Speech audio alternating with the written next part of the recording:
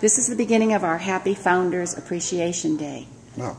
You're looking at the cake, which says Happy Founders Day. And above it, we have an award that was given to Betty Johnson, our founder, for all of her, she was picked as one of the 10 outstanding women in Monterey County.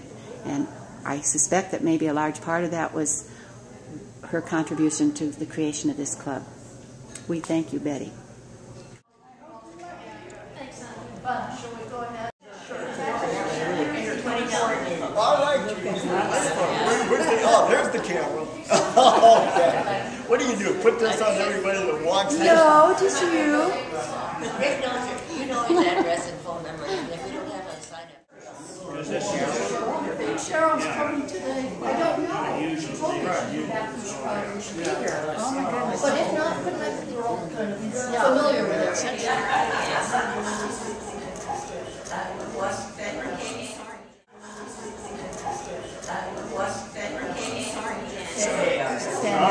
Very nice. Now, if you can get behind us, I don't know if you can get between there or not. Can you get through there? If not, we'll do that. We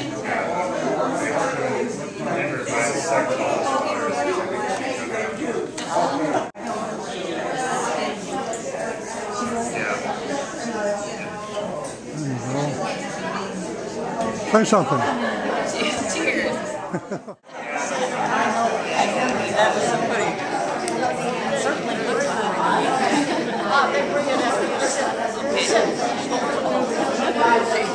Don't brush off before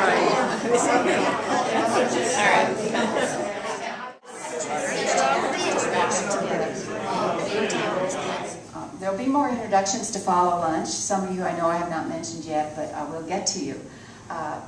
But what we want to do now is get your wine glasses ready. John Goings is going to lead us in a toast to the founders. After that, we'll have a lunch and more introductions, and the program will begin. It's a real honor for me to be up before this group, but give you a little background. This is a tribute to the founders. A grief shared is a grief diminished, was the sentiment shared by 5 women 15 years ago who had been recently widowed. Through their own experience, Livingston asked me to be the 29th member. And so with much diligence and hard work, set about recruiting widowed friends and widowed friends of friends, finding suitable... Association of California, otherwise known as WEPAC. 15 years ago, the founders recognized the need for a support group, and more importantly, they acted on that need. 15 years ago was a time of excitement, creativity, dedication, coupled with... I'm not sure what Well, I'm going to say a few words and then I'll give it to you. Oh, okay. Carolyn is a native Californian, and she was born in Whittier. In the early days, as you have heard, she was newsletter editor, and more recently a newsletter editor was needed, and she volunteered and served once again. Currently, she leads the Friday Walks. Is that correct? Yeah.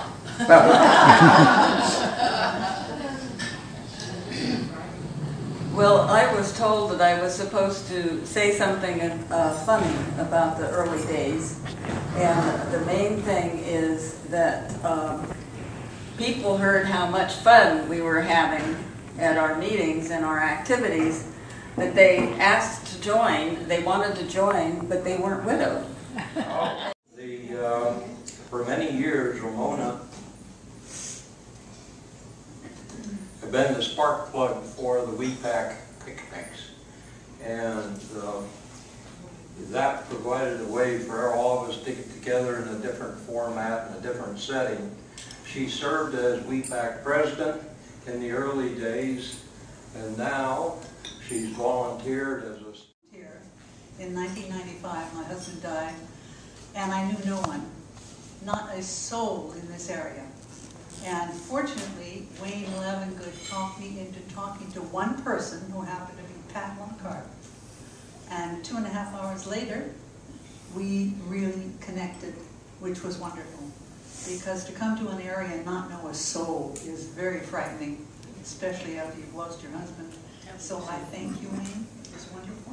Thank you so much. So Pat Lockhart can't be here today, unfortunately, so we should toast her. Wow. In her role as past president, she continues to serve on the board.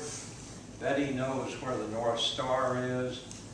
During meetings, she helped WEPAC navigate a consistent course.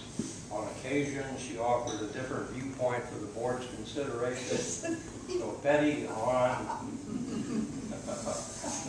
That's so true. There's some hidden humor there.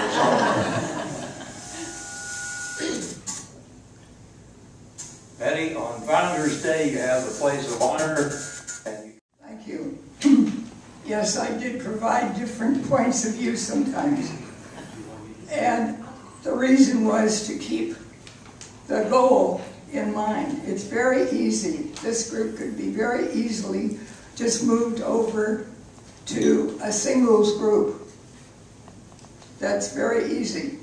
I do feel that by my pestering the board, Basically, I was just gonna, this is what Pat gave us to, and she would have said it with much more humor than we're able to mention today. She just would have, she did tell us that she was 5 years old when World War II broke out, and they spent their early next few years being evacuated off and onto the countryside until their house was finally completely bombed. And then they did reunite in the country. Now I want to read this paragraph exactly as she said it. She said, after I won the war, and got that, that's Pat. And some years later, I decided to take a leave of absence from my job, starting in America. And I stayed with a relative at Lake Tahoe, marveled at the beauty in 1955, went to a local square dance, and met a very nice young man, and she puts in parentheses, chemistry, as Mary Jo would say. I think she meant me. We married in January, having met a week before Christmas. My poor parents were horrified.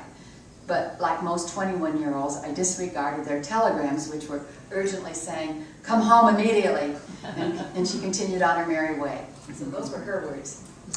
Then she went on to say, she admitted that she was foolish to have married so quickly, but felt that they were lucky and they had a very happy marriage until 7 years later when her husband was killed in an auto accident. She was devastated and heartbroken, and she didn't know anyone else who was a widow and felt very like she had no place to turn. After 7 more years, she met her husband Brooks, and they were very happily married, had son Jonathan, who's with us today, was born, and they had a great life together. Just after their silver anniversary, her husband died, and she once more faced, in her words, the gap of a loss that seems unbearable. Now I want to read the last paragraph she wrote. This time there was a 6 weeks class at Chomp, which was run by Wayne Lavengood.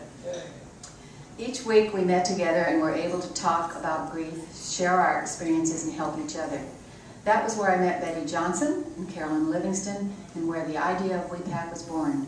What a help that class was, and what a help it has been since, as we have seen WEPAC grow and met more widowed persons who have been so glad to find a group where they can talk and share and be comforted. So I'm glad we had a chance to share her words at least, and sorry she couldn't be with us. I thought what I would do is just give you a little history of how really this whole organization came about, at least what's in my brain about that. Now it could be different.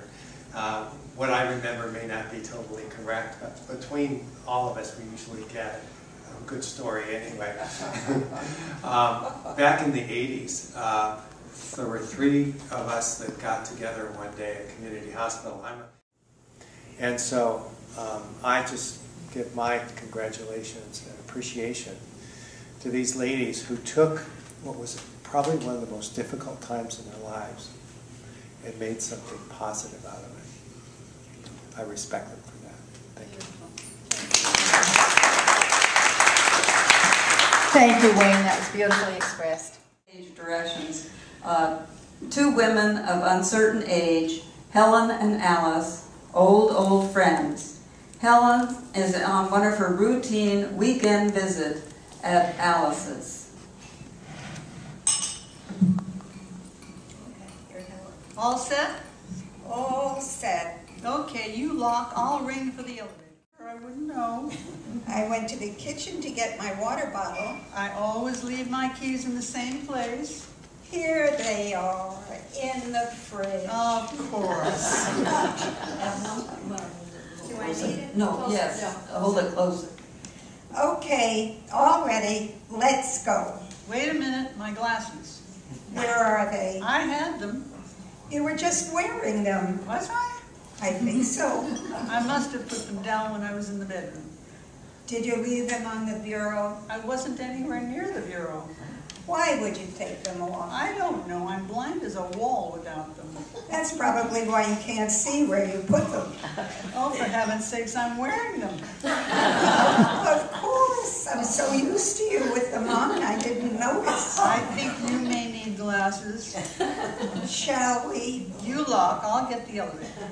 Righto. All up. Here comes the elevator. Hold it. My water bottle. We're going to be late. I can't go out without my water bottle. Well, go get it, but hurry. What did I do with the keys? In your hand. I'll only be a second.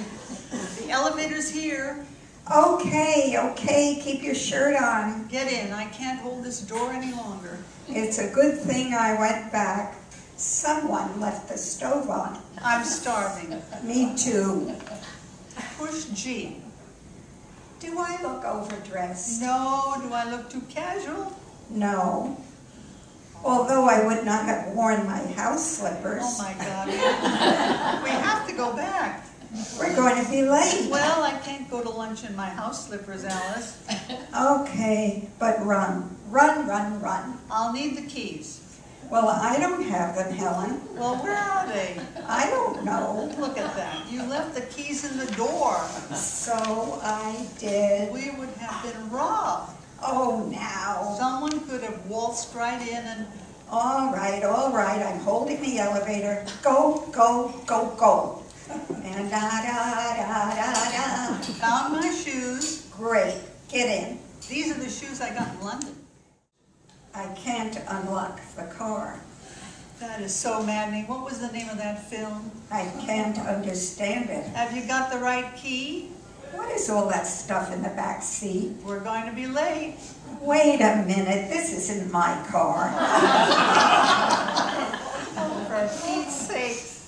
Here it is. You get in the car. Okay, let's go. I was wondering what all that stuff was doing in the back seat. What were we talking about? When? Just now we were talking about something.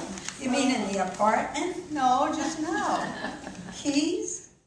The Widowed Persons Association of California, Monterey, Chapter 19. If you are a member, you can meet for brunch, or lunch, or dinner, or to discuss the book you read, go for a walk along the beach, listen to music with Larry Leach, or act out a play. All I can say is that you make friends. And when you are sad or feel alone... That's very nice. So that concludes our program, folks.